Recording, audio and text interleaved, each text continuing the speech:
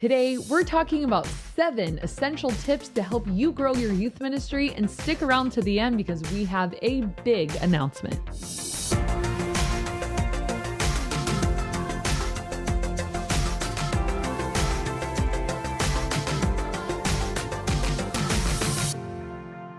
Welcome to the Ministry Coach Podcast. My name is Jeff Lascola, and this is Kristen Lascola. And we are super excited to bring you this episode. This episode has been a long time in the making, and this is all about how to grow your youth ministry. Yep. And so today we're going to give you 7 ways to grow your youth ministry. And the last one is extra special. Yeah, You're so make gonna sure you love it. stick around till the end. Yep. So let's dive right in. Number 1, let's just get it over with. If you have listened to our podcast for any length of time, this will not shock you. So I'm not going to spend a lot of time on it. Number 1, if you want to grow your youth ministry, split junior high and high school. There, I said it. You already knew I was going to say it. Split, splitty, splitster. Okay? It's just... Grow by dividing. Yeah. Here it is in a nutshell. High schoolers are not going to invite their friends to a Wednesday night program with 12-year-olds present. It's or just possibly 11-year-olds. Not going to be how it is. Junior hires, it's just not super age appropriate in my estimation for where they're at developmentally to be constantly with high schoolers. I feel like we put them in an environment that is too much too soon for them. I know my daughter's in 5th grade. She'll be in middle school next year.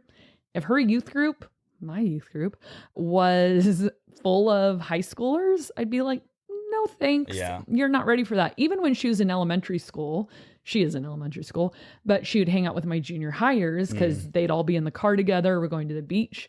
I was like, oh my gosh. Like, I never thought the junior hires were talking about anything inappropriate until I had a 3rd grader in the car with me. And then age appropriate.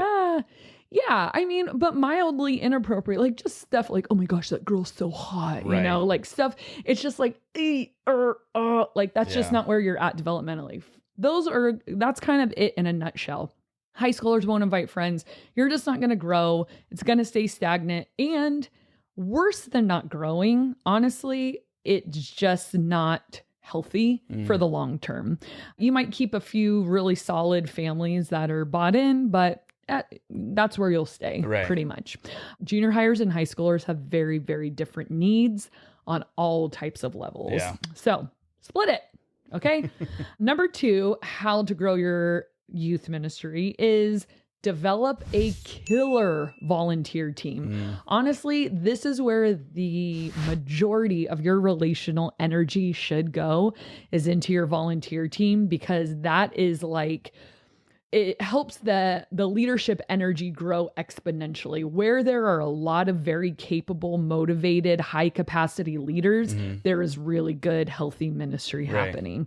And so you can't carry it all. You've got to learn how to duplicate yourself and build a team of people who you are mobilizing and equipping to go and do incredible ministry. So some things to think about with that is make sure you have the right people on the team. Make sure you're really pouring into them. You as the youth pastor, you're going to be the force behind the relational dynamic between everybody. You are going to be the one that builds a culture of fun and camaraderie and serving among the volunteers. You're going to be the one who gets them excited. You've got to train them and resource them. They have to know, recruit them, getting the right, like you said, getting the right ones in there. Yep. And giving them what they need to succeed, never making that mistake of like, they work for me. It's like, no, you are going to equip and resource and train and pour in and, all that energy toward your volunteer team. And, you should really have some kind of onboarding system when they first come in. It's not just like, congratulations, you showed up. Good Therefore, luck. You are one of us. But is there an application? Is there an onboarding process? Is there ongoing training for them? So, because proficiency equals competence and competence equals satisfaction and longevity. So, you're the force again behind all of this. So build that killer volunteer team, because that is honestly what your ministry is going to stand on for the long haul. So if you're brand new or you've been in it for a while, Like that is like number one. If you've already split your junior high and high school ministry, build This is number 2. build that volunteer team, because with the right people that have the right skills and the right motivation, there's like nothing you guys can't do, really, and they will grow your youth ministry. What'd you say it was? Competency? Proficiency equals competency. Competency equals satisfaction and longevity. Basically saying people stick around when they are good at what they do. Everyone wants to be good at what they do. They don't want to be 4 big words.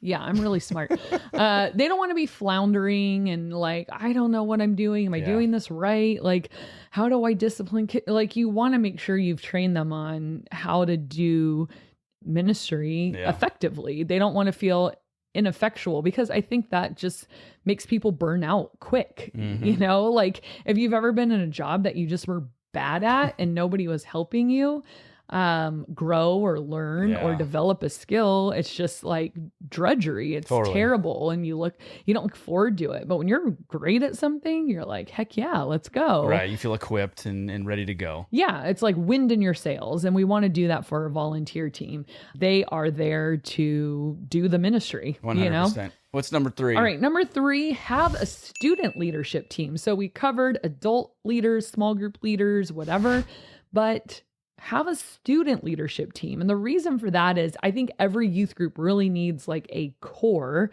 a core of students, because students relate to students differently than adults relate to students. And students need your ministry DNA, a group that you're training and developing and discipling and pouring into, because then they mobilize, and they're like, so much of the theory behind all of this is more mobilization, duplication. You can't, like, DNA duplicates, right?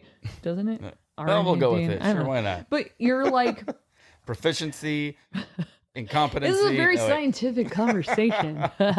But trying to recreate the force of ministry that you bring to the table in adults, in students, so that everyone, like a new kid could come in and be talked to by student leadership kid and welcomed and invited and come sit next to me and all those things. And we're teaching them how to do ministry. And I've noticed when I don't have that team, when I don't have a student leadership team, it's just like everyone's kind of like, there's no anchored group who is showing the rest of the group, this is what it means how we do this. To be part of this group, you know? And I even train them on things like, you better participate in the games. Like, if you don't want to play, oh, well, you're playing, because we need to set the example of it's cool to play. It's cool to participate. Look at those kids having so much fun. Look at those kids doing the hand motions during worship. Look at those kids singing. Look at those kids being respectful to the leaders. Look at those kids bringing their Bibles, and you're, having this DNA spread throughout the group, and that impact that you want to have increases. So now you have student leaders and you have adult leaders. Again, where there's a lot of really good leaders, there's usually a lot of really good stuff happening and a lot of really good growth happening. Where there's very few leaders and very low capacity leaders, not a lot of stuff is happening. Not a lot of stuff is growing, and not a lot of stuff is healthy. Right. But when people have ownership and they're excited and they get the vision and they start spreading that, it's just like this domino effect. Right. Watch them invite their friends. Watch those people be bought in. Watch them get committed to what you're doing. I mean, and all of this is not in the name of youth group. It's not like because we want a big youth group. Right. You realize we're talking about this so that as many people are coming in to hear the word of God as possible. Maybe that's an obvious statement that probably should be stated, because we don't just want to pad our numbers so we can pat ourselves on the back. Look what I did. I have 300 kids in my youth ministry. Okay, well, is it just a YMCA? No, we're teaching the gospel. We want as many people to hear the truth as possible. Right. And you bring up a good point. Obviously, this is not just about growth. It's about healthy growth. Yes. Because you want your youth group, your youth ministry to be very healthy and grow that way. You don't want it to go the other way around, where you're growing, but the health is not there. Right. Is either absent or it's constantly trying to catch up, because that's a bad situation to be in. If you just want to grow, pay kids to come. There you go. Simple. Episode over. If you want to grow in a healthy way, this is what you need to be doing. And sustainable, because I hope that if you're listening to this, you're thinking, I want to be in youth ministry for a really long time, and laying all these foundations of student leadership and good, healthy leaders, and laying all these foundations, they'll pay dividends for years to come, because it will just start to be the culture. It's not like you're going to have to reinvent it every single time. It will just become, this is who we are. All right, number 4, make it fun. So let's just be honest. Students have a need for fun, and youth group should be fun. I think that is a real love language that we speak to students of. You can come here, you can kind of abandon, relax, abandon yourself, have a good time. We play a game that's like about 20 minutes long. Sometimes youth groups do a real short little 5-minute game and then a 45-minute message. I don't think there's anything wrong with a 20-minute game. Walls are coming down. People are laughing. People are relaxed. And I think that sometimes literally walls are coming down with some of the games. The light fixtures are coming down. The projector is coming down, all of it. But you break through those barriers when people come in, especially if they're new. Like, totally. I've never been here before. Like, what is this? And if it's really stuffy and very, overly formal, I feel like it's a huge turnoff to someone that's new. It's like, I don't know your traditions. I don't know your, the stuff. I keep on wanting to say your weird things, but it's like, it probably is weird to them. Yeah. Because they're like, what's this? And so when you have fun, when you break down those barriers, when you realize, hey, this is a fun place, a relaxing place to be, it just brings people in. It connects people so much easier. It totally does. And please don't give in to the myth that if we're having fun and laughing and having a good time, it must not be very spiritual. Right. And those things can completely coexist. Our messages are heavy and impactful and saturated with truth and uncompromised, not watered down. And then we have a dance party, and we play a really silly game. Not every week, but last week I told the kids, I'm like, do you guys just need to dance? And they're like, yes. I'm like, me too. And so we had a really fun dance party, and everyone was like just so relaxed, and it's just almost like a breath. Like, we got to breathe this week. We were at school and we were doing homework and we were at practice and we were with our family, and now we're all just like, heck yeah. It's like, this is my time. Yeah. And why can't that my time be with God? Absolutely. And when kids start to make that connection of, I feel good when I'm at church, I'm having fun, I have a smile on my face, it's cathartic, really. And we want them to associate church with good things, with things they enjoy. And keep in mind, humans are multidimensional. We have our spiritual needs are interwoven into our human needs, I think, a little bit. So like, yes, of course, worship and the word and Bible study, those are all very spiritual things. But who's to say laughter, fun, relationship, camaraderie, moving your body and enjoying life, that's also very spiritual. Read the book of Ecclesiastes. There's a whole big argument for be merry, enjoy life. This is all we have right now. Let's just stop worrying and enjoy what we've got. And I love that attitude. I love that posture. Don't let anyone make you feel unspiritual if you hype up the fun. Those things can coexist, and your youth ministry will grow because of it, because people will be attracted to where the fun and the joy and the energy are, and where they have permission to dance. Right. And it becomes that much more something that kids can invite friends to. Yeah. What your students are not going to want to go out and say, hey, do you want to come to these 4 walls where we just sit there and it's very boring? No one, whispers, talks or anything. No laughing. Stare at each other all day. Stare at each other. Got very boring. There is one stained glass, no, I was kidding. But like when all of a sudden you're saying, hey, come to my youth group. It's so fun. We do all these things. We learn about God. And it's like one big, giant, fun party for God. Like, how exciting is that? So exciting. Versus, this is really boring. I usually don't like going, but you should come too. Right. Right. Doesn't work that way. And here's the truth. You want students to get to the point where they're begging their parents to take them, not parents forcing them to go. Totally. And in our youth ministry, if a student gets in trouble, if they don't finish their homework, whatever, parents start to take away youth group, and kids cry. Kids are so sad if they don't get to come on a Tuesday night. parents will tell me like, he's crying because I told him he can't come to chaos because he didn't get his homework done, Right. Instead of like, I'm having to force this kid to go. And like, what a cool world where kids are forcing their parents Right. to take them to church, not the Also, other way what around. a cool world to live in when all of a sudden sports versus church actually starts to win out. Well, our kids who I have sports, there's nothing I can do about it. Even if they only get to come for 45 minutes, they'll come. Yeah. They'll come for the last little bit, and their parents will say, well, he gets out of practice. Is it okay? And they'll show up in their uniforms. I have a girl who comes in her baseball uniform every single week. She comes late, but they don't want to miss it. Yeah. It's like, even if all they got to do was small groups. I had these 2 girls that were on the dance team, and they would come a half hour before we quit, before program was over. Really just small groups. And I said, well, all you guys will really make it to is small groups. They're like, we don't care. We just want to come. That's cool. It is so cool that, it's not just like, well, I had sports, so I missed the whole thing. They're like, what part can I be a part of? Because they get FOMO and they want to come and it's always fun and they want to see their friends. And we've just built so much fun and relationship and learning and truth and worship, and they love every part. And here's the coolest thing too. We have so much fun, but when you ask a kid, what's your favorite part of our youth ministry? Small groups. They usually say small groups or worship. Sometimes they say the message. Try not to get my feelings hurt.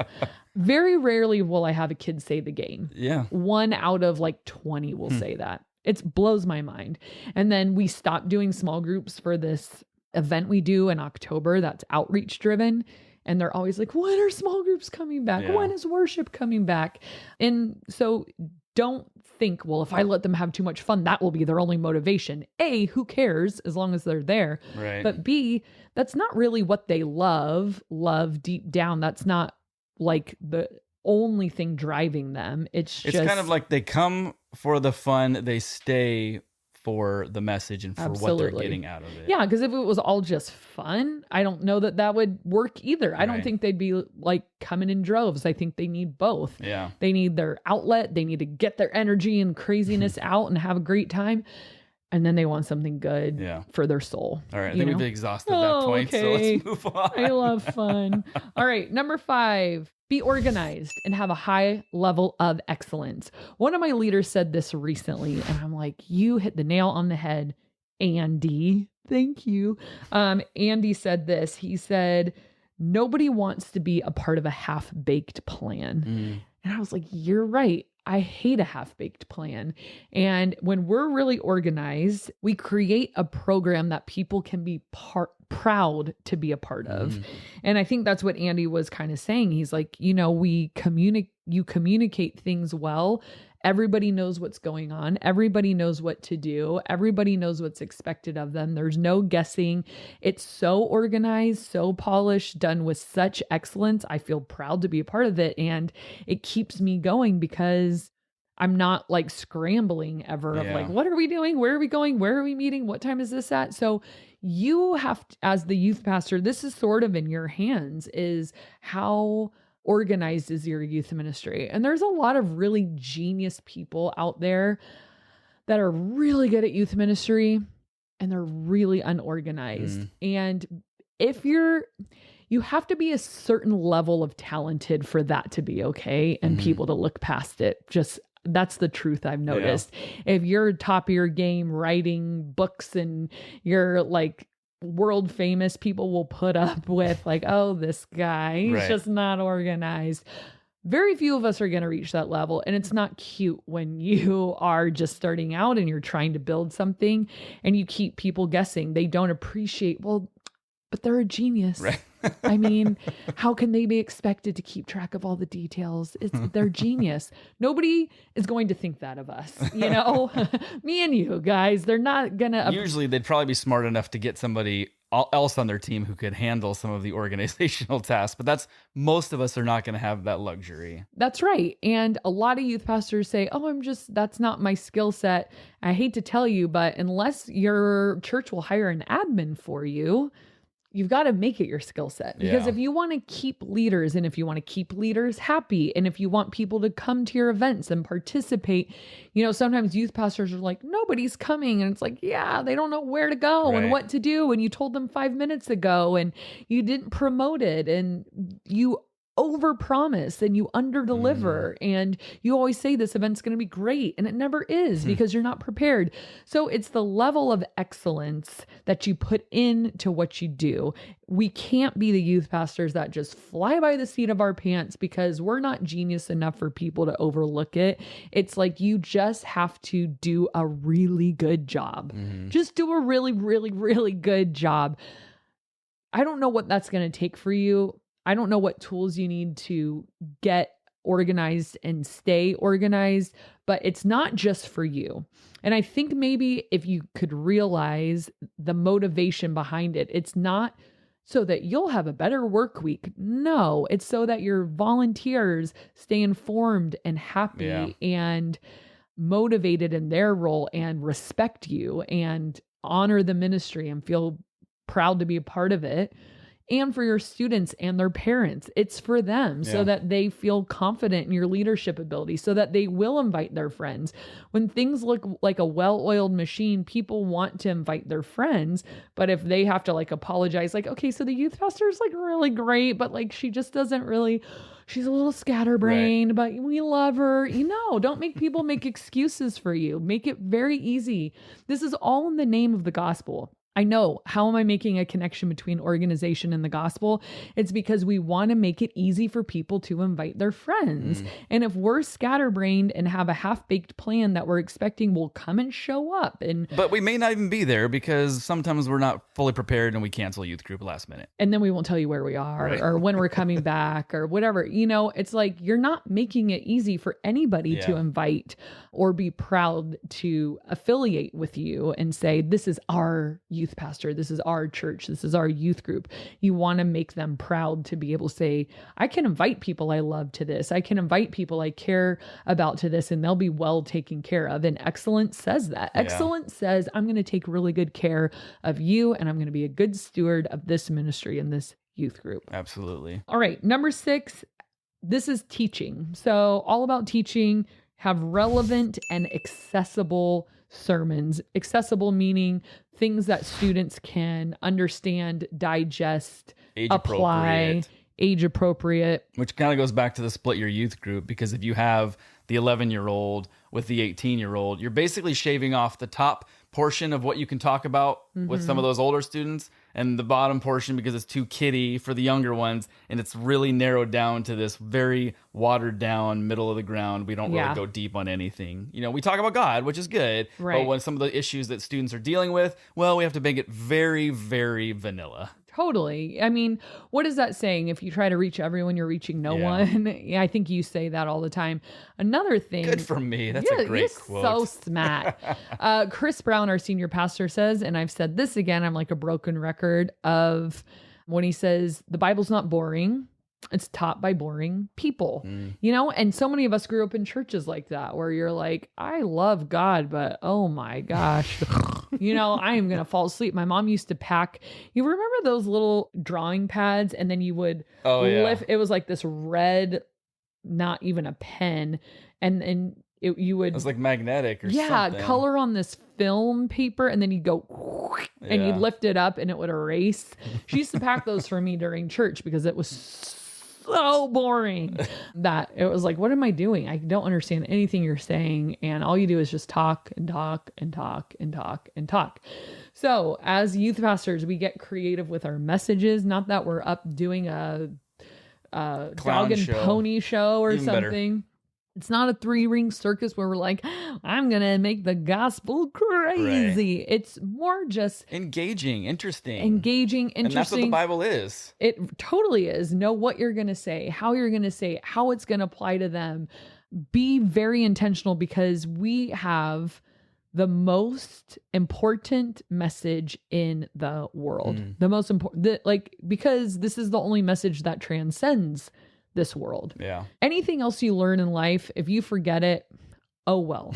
If you don't learn this, if your students don't know the gospel, if they don't know why God how much God loves them, what he's done for them, and why that matters. And if you can't preach that in a way that they can understand, I mean, this is the only thing that, like, this is devastating. If they don't get this. There could not be anything more important. So handle the message with care, do it justice, teach messages that your students are able to understand, teach it with passion, prepare. Don't show up flying by the seat of your pants again. Know exactly what you're teaching, how to illustrate it, how to get them to understand, how to involve them, tell them why it matters to them, and get creative. Spend time preparing your sermons. Make it really, really good each week. And then watch their hunger grow. You know, we're talking about life and death right now. We're doing a series on like heaven, hell, life, death, all of it. And this kid comes up to me after, he goes, when we're done, could you do a series on Revelation? Because I think I whet his appetite for like the end times a little bit, because we were talking about the Bema seat judgment, the great white throne judgment, and we were talking about the end of time and the book of life and all of this stuff.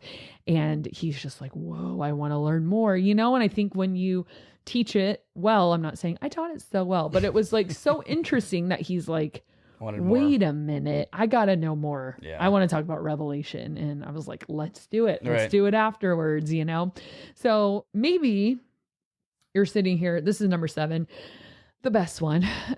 Just kidding. Maybe you're thinking, okay, cool, but how? How do we do this? How do I execute all of these 6 things? Because I care about my youth ministry. I love my students. I want to be everything that you're talking about. But it's how? Like, I don't have a youth ministry degree. I was put into it because someone saw something in me and God called me. Just filled the need because they needed it. And God put you in that position on purpose. And a lot of youth pastors just feel so ill-equipped to carry this stuff out. So we got you. We have a solution. Number 7 is essentially help. Everybody needs help, but we have provided something. So over the past year and a half, we have been creating what we call Youth Ministry Growth Accelerator, which is basically condensing decades of information that you have accumulated and condensing them. Only 2 decades. You make it sound decades. Stone Age. Eons. Millennia. Condensing it into days, into something that is like a roadmap, essentially, to go through to grow your youth ministry in a healthy way. Yes. And so it's basically like, the best way I can describe it too is a college course in youth ministry. It's like Youth Ministry 101. Here is everything you need. And it's not theory. So as a young youth pastor, I would get so frustrated when people would say like, love your team. But no practical. Okay, no I will. I love you.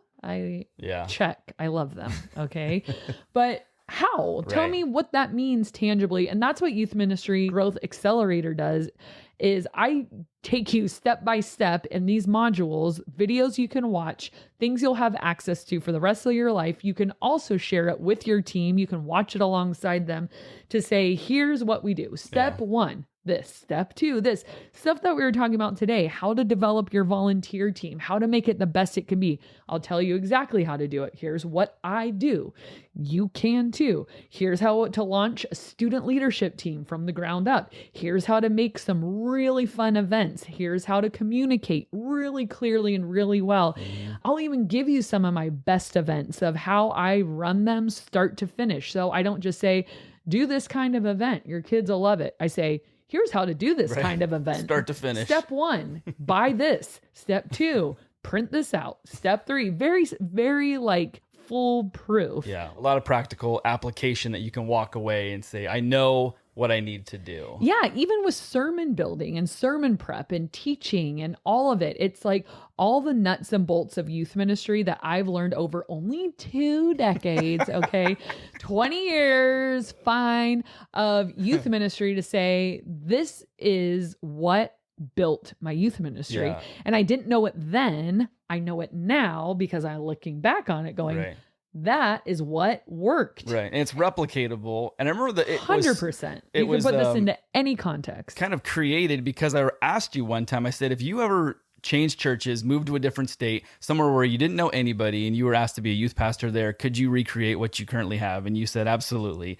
And I said, but how would you do that? And you were kind of laying out, well, I'd do this, this, and this, and this, and this. And it's like, why the course. Exactly. So if you guys are interested in checking it out and signing up, go to growyouryouthministry.com and make sure you get signed up, because I think this is something that, even if you've been in youth ministry for a long time, but maybe you feel burnout or stuck, I think it's for you. But it's also for the brand new youth pastor. It's like, I was thrown into my job. I really, truly do not know what I'm doing. I have no help. This is meant for you as well. Mm-hmm.